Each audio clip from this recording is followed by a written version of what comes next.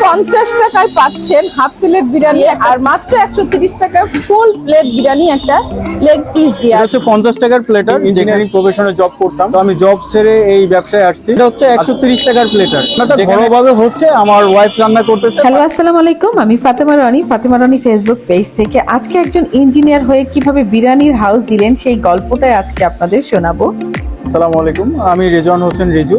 আমার engineers biryani point আমার গত মাসের 1 তারিখে খুলছে, 1.5 মাস হলো। তো আমি 50 টাকায় মুরগি বিরিয়ানি দিচ্ছি হাফ, সাথে মুরগির হচ্ছে একটা পিস থাকতেছে ব্রয়লারের। 50 টাকার প্লেটার আমি মুরগির এক পিস মাংস দিচ্ছি টুকটা। আমি 2022-এ ডিপ্লোমা ইন সিভিল থেকে কমপ্লিট করেছি কুড়িগ্রাম পলিটেকনিক থেকে। তো আমার ইচ্ছা ছিল উদ্যোক্তা হওয়ার, আল্লাহর রহমতে আল্লাহ ম্যানেজ করে দিয়েছে, আমি শুরু করেছি। আমি 50 টাকায় মুরগি বিরিয়ানি দিচ্ছি এবং রোস্ট সহ ফুল রাইস দিচ্ছি 130 টাকায়। এটা হচ্ছে 50 টাকার প্লেটার, যেখানে হাফ রাইস আছে এবং একটি ব্রয়লারের পিস আছে, সালাদ আছে, আপনারা দেখতে পাচ্ছেন। আমি পাশাপাশি গ্রাভি দিচ্ছি সবাইকে। তো এটা হচ্ছে 130 টাকার প্লেটার, যেখানে একটা রোস্ট আছে এবং ফুল রাইস আছে, সালাদ আছে। তো আশা করি ভালো লাগবে।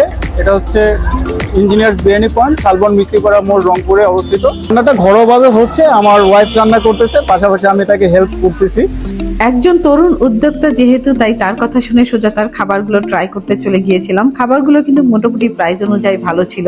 আর এই জায়গাটা হচ্ছে একটা student area, Begum Rokeya college আর এখানে রংপুর পলিটেকনিক্যাল, সব স্টুডেন্টের জন্য অল্প বাজেটে খাবারগুলো কিন্তু অনেক ভালো হবে। আপনারা স্টুডেন্টরা চাইলে কিন্তু স্টুডেন্ট বাজেটে এই খাবারগুলো ট্রাই করতে পারেন। আমি হচ্ছে এটার ঠিকানাটা খুব ইজিভাবে আপনাদেরকে বোঝানোর জন্য এইভাবে হচ্ছে ক্যামেরা নিয়ে নো কাটে একটা ভিডিও করেছি।